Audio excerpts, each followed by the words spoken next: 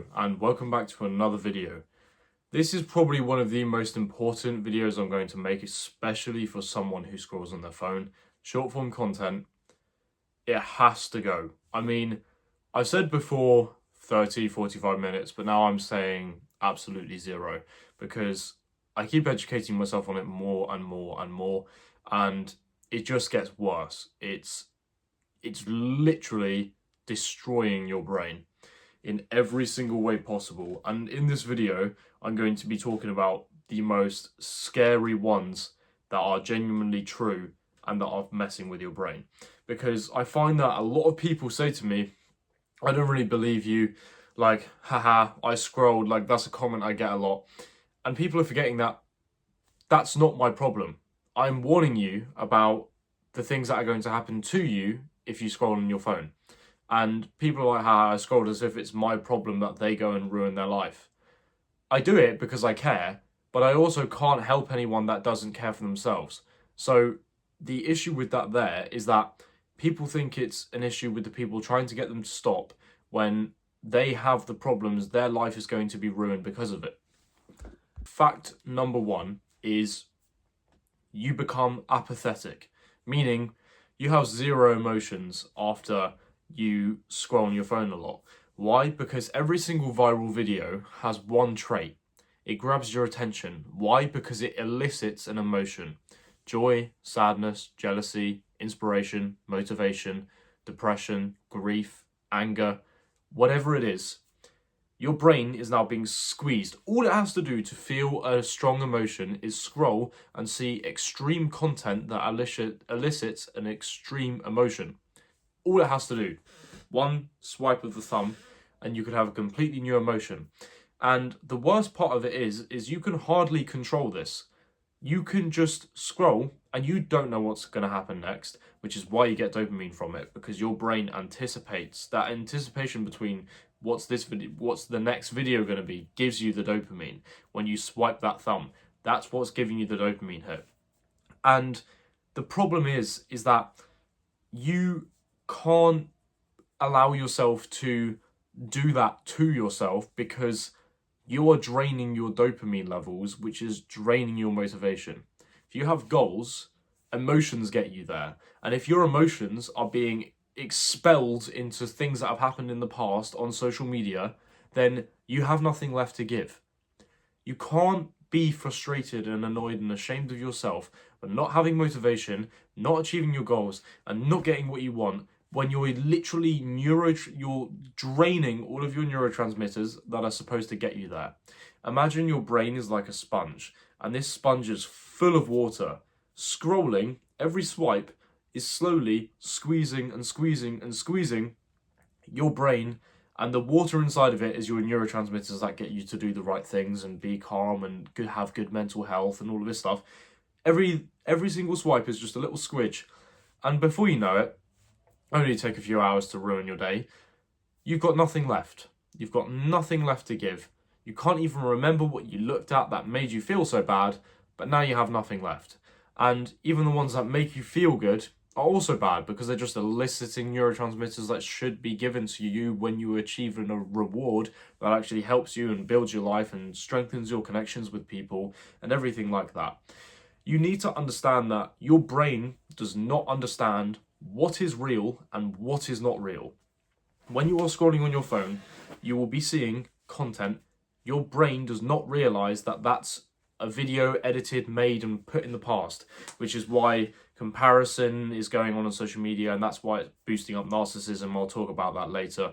But that's the reason why it's happening, is because you are just scrolling and seeing loads of different forms of content, squeezing all of these emotions out of you, ruining your motivation, because your dopamine controls that and your attention controls that. If you can focus and you can do hard things for a long time, you beat anyone. You get good skills and you can perform well because you're training and learning.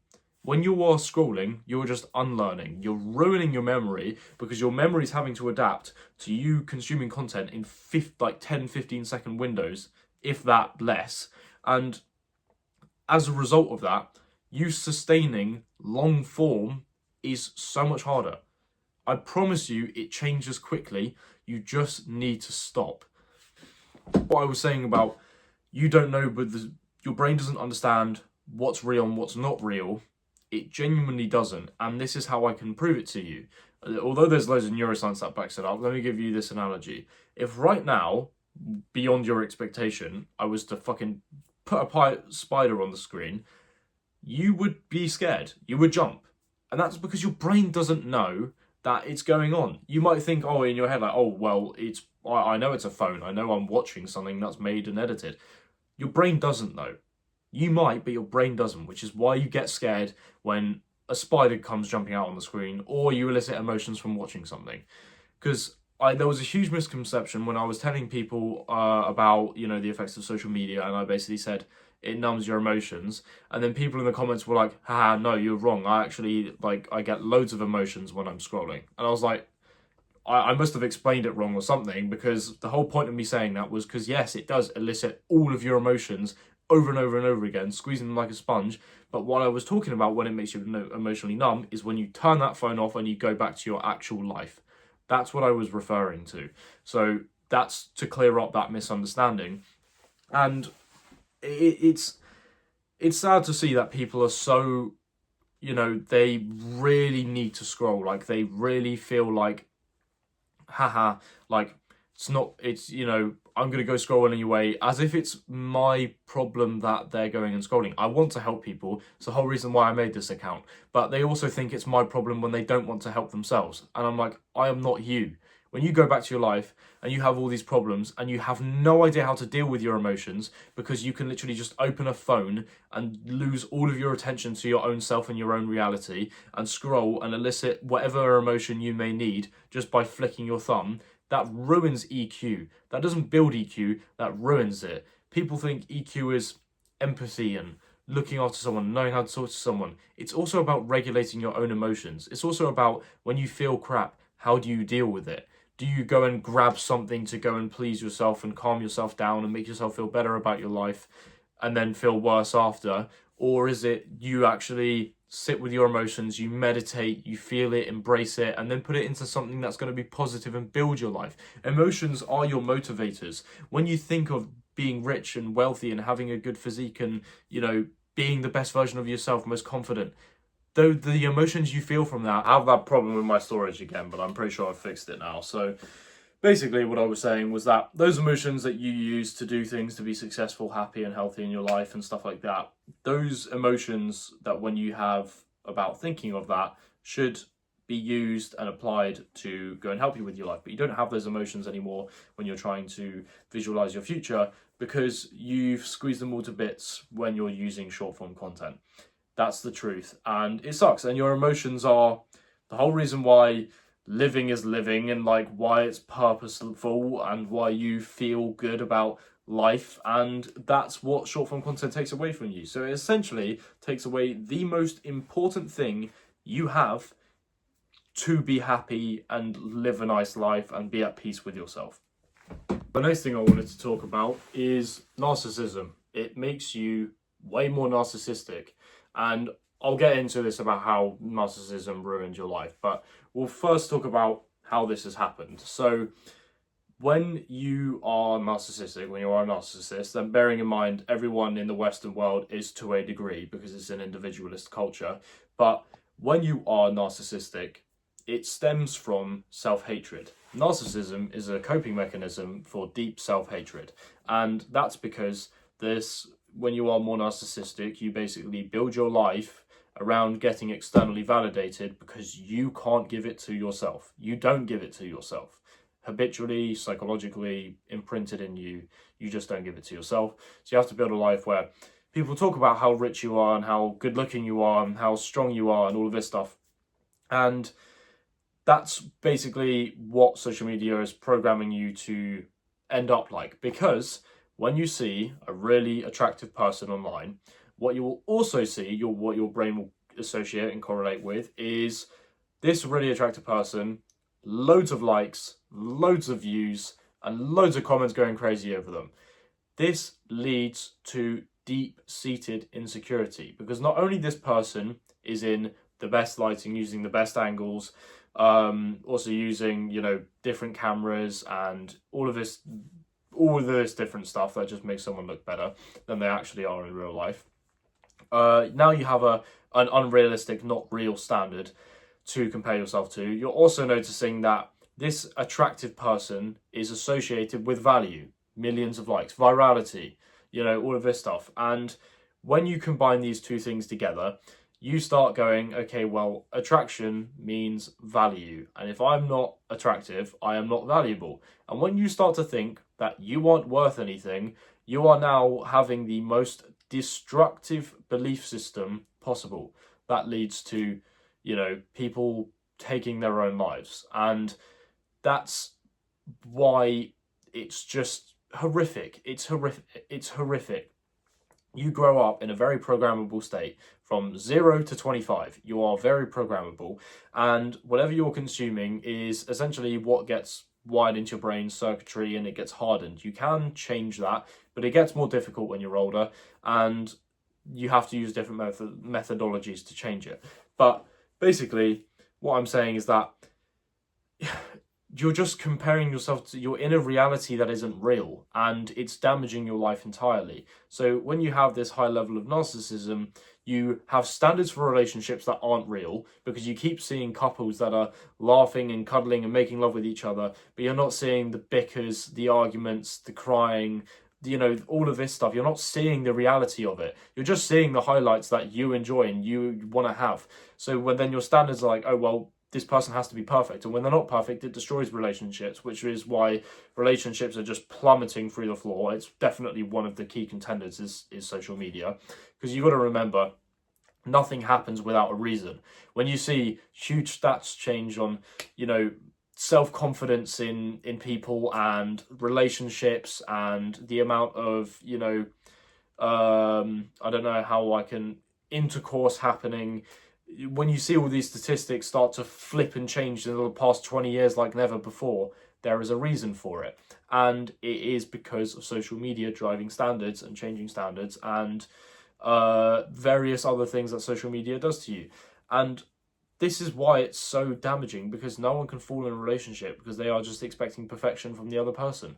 And it's really bad. And people also believe things that they don't have. Like, I'm going to probably get a lot of smoke for this, but like disorders have spiked through the roof. And I do genuinely believe this is highly dependent on social media. I also do believe it's ultra processed foods and all of these different things, because it's a neuroinflammatory. Your gut brain axis is, heavily correlated with each other. If you ruin your gut, you ruin your brain, that sort of thing. And it can ruin your neurotransmitters. For example, if you have, really wacky serotonin and you already have a predisposition to OCD, your OCD is going to go through the roof. That's what I'm trying to say. If anything can mess with those neurotransmitters, it can really spike maybe a predisposition that you're actually living your life okay with through the roof. So basically what I'm trying to say is that it can give you ADD, all of these different things, because if you're looking at the symptoms of ADD, impulsivity, that's what increases a lot when you're a common user of short form content. Also, your attention span decreases significantly, and your focus, which is also another common trait. Just more disorganized. Various different things like this are causing brain changes in your brain that are making you very similar to someone who has that disorder, just genetically. And if you already have it genetically, it gets worse and it's more exaggerated and amplified. And that's why this is so dangerous, because it's literally malleating your brain in ways that make you less functional as a person and have a less enjoyable life.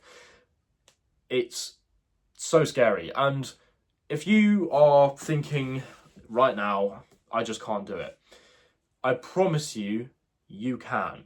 You just need to try a different method, which is dopamine detox and meditate. I mean, seriously meditate. And please do not say meditating is not for me. What if I told you that everyone who starts meditating for the first time hears their thoughts racing and racing and racing? Oh, my back hurts. Oh, I'm not sitting up right enough. Am I breathing properly? Oh, she just thought of this thing that's kind of stressing me out now. This isn't meditation. I'm doing this wrong. That happens to everyone at the start. It's like going to the gym. It's like you don't go to the gym and expect to lift one of the heaviest weights in the gym in most exercises and think that's just like, oh, if I can't do that, then I'm just not for the gym. Like, it's all about repetition. And if you just meditate, de-stress yourself, because what's driving addiction is stress, which is why you're addicted to the short form content, is because first it was dopamine that was hooking you in, and it still is, but what's keeping you chained to it is stress. Is that when you come off of it, you're so stressed out. So if you can de-stress, you wouldn't need to come back to it. I really hope this helps you. I've got loads more content coming out on this soon. I need you to just take away from this video that, like, it doesn't change anything if you continue your life and keep scrolling. It doesn't change anything for me, as much as I would like to help you and I want you to stop.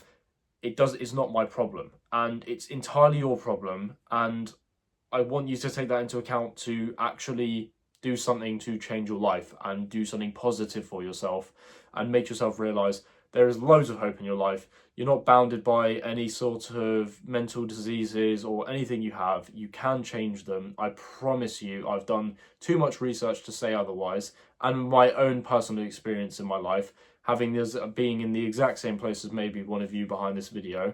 And I would really just want for you to click off this video and go, right, I need to do something about this. Dopamine detox, I wouldn't touch it again. There is no good reason for you. I know whatever excuse or reason you have right now to counteract what I'm saying, I'm telling you right now, it's not the way. It's not valid, and it's not an excuse. Have a good day.